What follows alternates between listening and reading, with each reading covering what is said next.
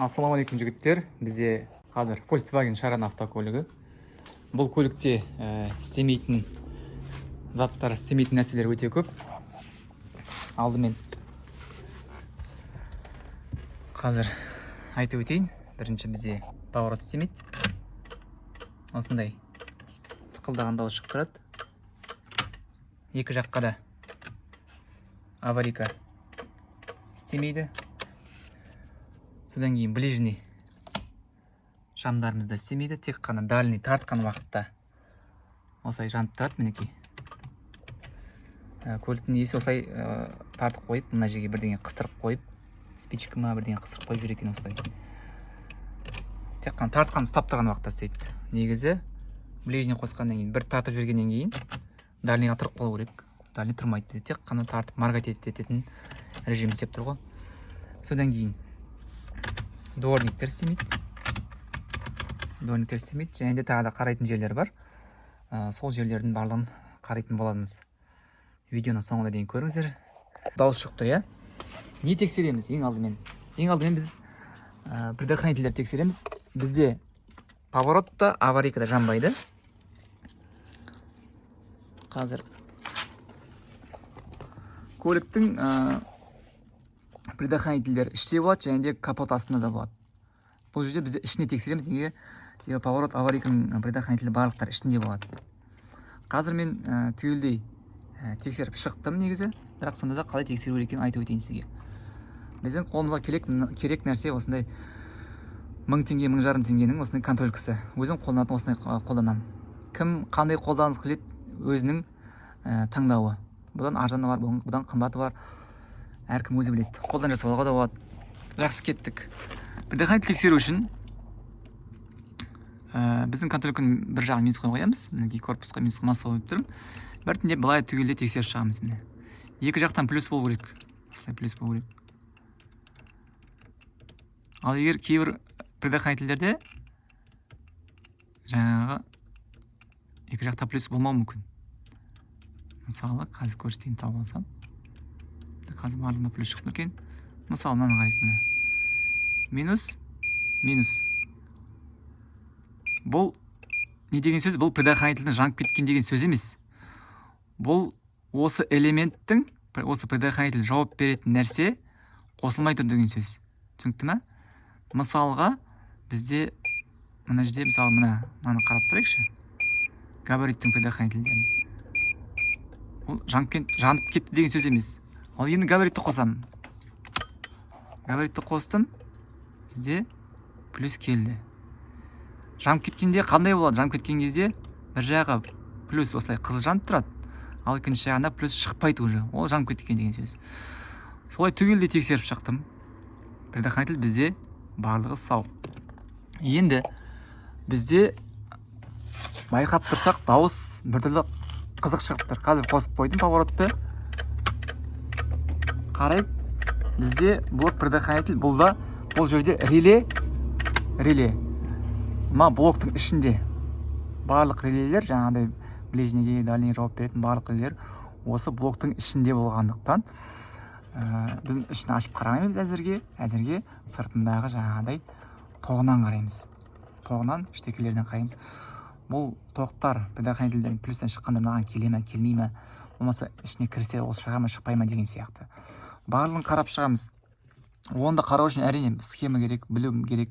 Бірақ та білгенімізше қараймыз. Жаңағыдай мысалы қызыл мынандай ол плюс деген сөз. Постоянно плюс осылай жанып тұру керек. Ал болмаса неміс автокөліктерінде қоңыр проводтар, ол минус болады. Қоңыр минус болады. Жоқ дегенде соларды қараймыз. Меніңше бұл жерде жаңа айтқан плюс немесе минус жетіспей тұр. Себебі қыдық деп жаңағыдай дауыс шығарып тұр. Оны қайдан білеміз? Мына жерден плюс қызылдар тексеріп шығайық. Мысалы қызыққа. Қызылда плюс тұр. Мыналар мысалы бізде повороттың негізі нелері? Проводтары. Жасыл. Мысалы қазір қосайын. Поворотты қосам. Дауыс басқаша шығып тұр бір түрде. Бірдеңе жетіспей тұр. Плюсті қараймыз. Мына қараймыз. Плюс бізде моргать етіп тұр. Жетіспей тұрған сияқты, иә? Қасындағысын қарайық. Так. Мына қараймыз. Плюс. Плюс. Плюс. Плюс. Плюс. Плюс. Плюс. Плюс. Плюс. Плюс. Плюс. Плюс. Плюс. Плюс. Плюс. Плюс. Плюс. Плюс. Плюс. моргать етіп тұр. Бұл жерде бізде плюс немесе минус жетіспейді деген сөз. Әзірге сол болжау, пока білмеймін неден екен.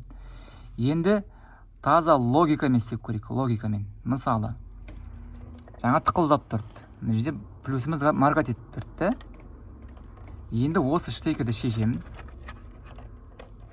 Схема емес, таза логикамен істеп көрейікші, мысалы. Штекерді шешіп қойым міне. Бұл жерде питание, қызыл, қоңыр минус, қалғандар жаңа шығатын нәрселеріміз біздің. Енді поворотты іздеп көрем. Қосам, поворотты қосам. Поворотты қостым, ештеңе жоқ. Демек, проблем бізде осы штекерге келіп тұрған тоқтан деген сөз. Осы штекерге бір тоқ келмей тұр деген сөз. Дұрыс па? Себебі қалғандарын шешкен кезде, мысалы, ештеңе өзгермейді, именно мына шешкен кезде өзгеріп тұр. Жақсы, поворотпен қосылып тұр. Орнына салып көреміз. Тықыл басталды. Енді қарайық. Әр қайсысын қарап көрейік, әр қайсысын. Сарына қарап көрейік. Дұрыс шықпайды, келесісін. Плюс тұрақты тұр, келесісін. Бұл жерде минус бізде моргать етіп тұр. Плюс та моргать етіп тұр. Минус дұрыстап қарайықшы, мысалы. Дауыспен бірге тың деп жаңағыдай жанып сөніп тыңылдап тұр. Енді осы минусты қазір тестермен қарайық. Тестермен қарап көрейік. Тұрақты плюске қоям. Тұрақты плюс бізде мына жерде болды жаңа. Осыған қоям. Ал екінші жаңа біздің минусымызды қоям. Ныңылдап тұр. Так, қойдым. Так, контролканы бізде қазір өшіп тастаймын уақытша. Так, қазір көрінемін, көрінбеймін, білмеймін. Тестердің бір жағын тұрақты плюске қойдым. Тұрақты плюске.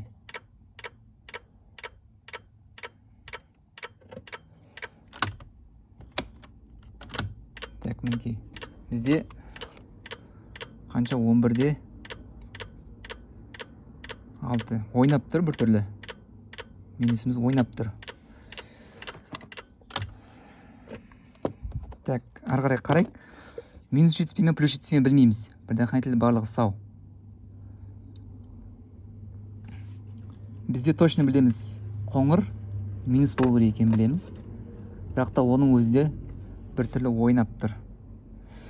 Енді капоттан қарап көрейік. Мүмкін бір клемалар нелер кетіп қалды ма?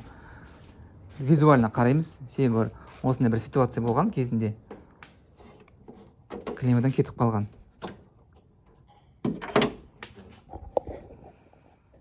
Так. Бізде енді көлік ескі. Мынандай моменттер өте көп. Сыммен ораған, оның үстіне тағы сым ораған. Мынандай изолентілердің ашық жерлері деген сияқты. Осындай нәрселер көліктің өртенуіне әкеліп соғады. Дұрыстап орап жіберсе, гофрымен қаптап жіберсе, әрине жақсы болар еді. Мысалы, мынандай моменттерді қарайық, мысалы. Көріп тұрсыз ба? Енді қарай, клемінің қасын қарап көрейік, мысалы, плюс мына жерде бос тұр. Бос тұр. Бұдан да болып қалуы мүмкін. Қалғандары қатайып тұр, нормально. Келесі минусты қарап жүрейік. Минуста бізде ол да әрең тұр.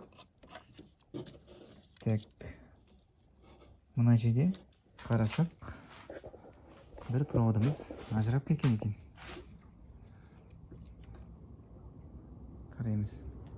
Мінекей. Бір проводымыз ажырап тұр. Бұл түсі де қоңыр. Және де мынағанда келетіндей ұзындығы бар. Жалап көреміз, дегізіп.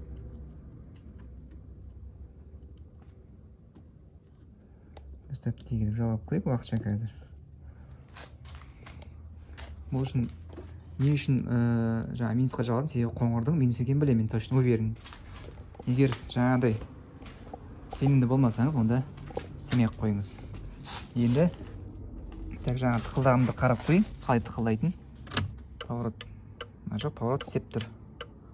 Поворот бізде істеп кетті.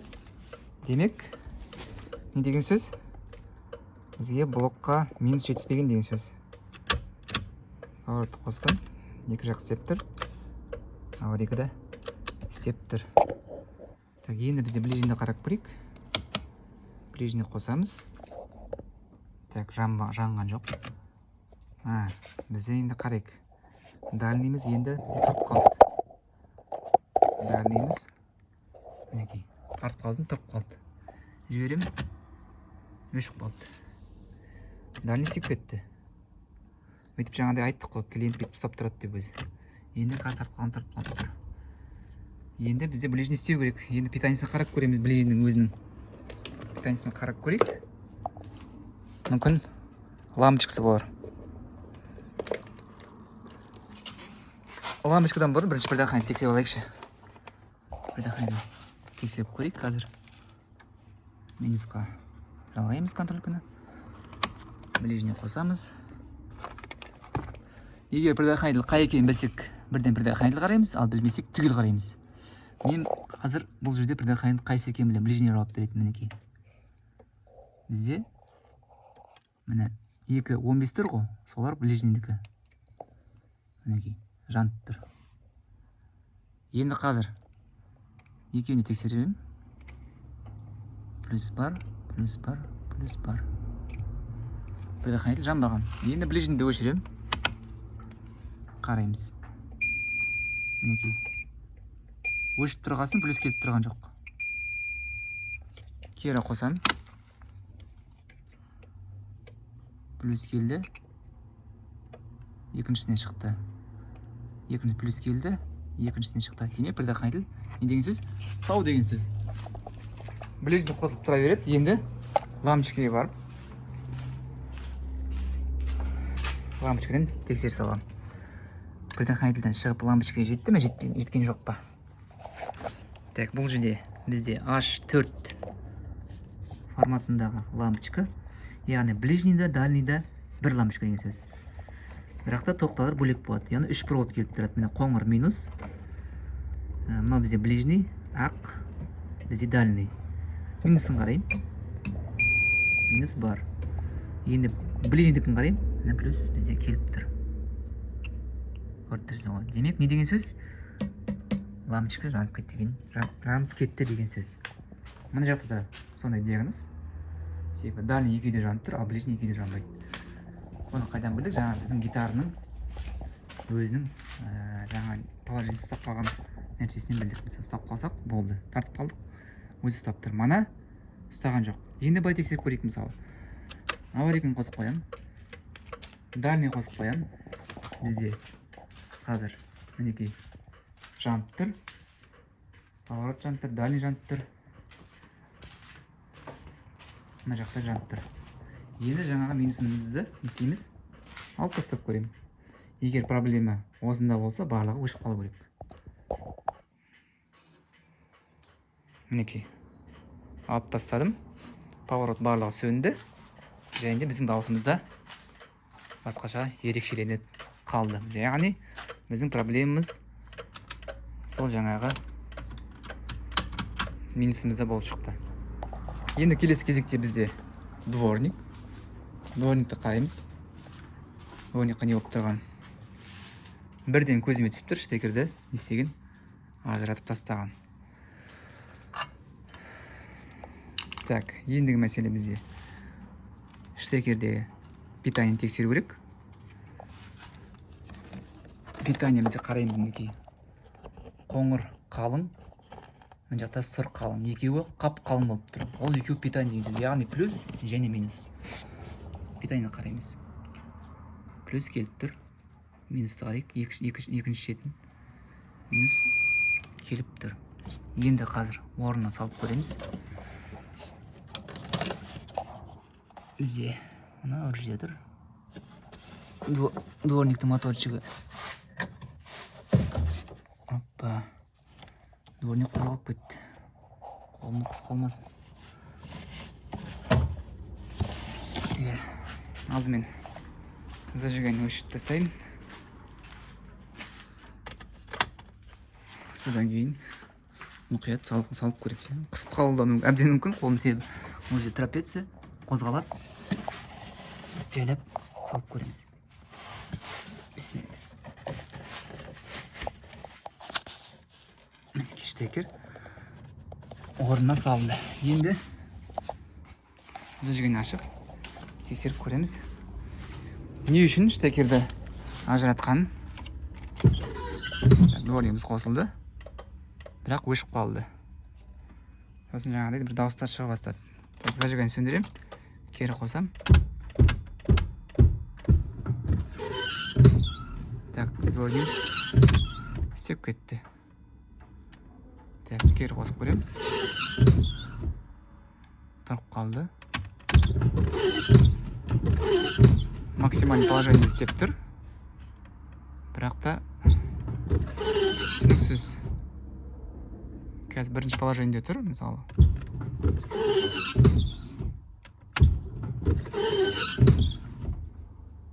Қозғалады, бірақ тұрып қалады. Ендігі кезекте бізде дворниктің проблемасы. Бізде дворник мынандай болды.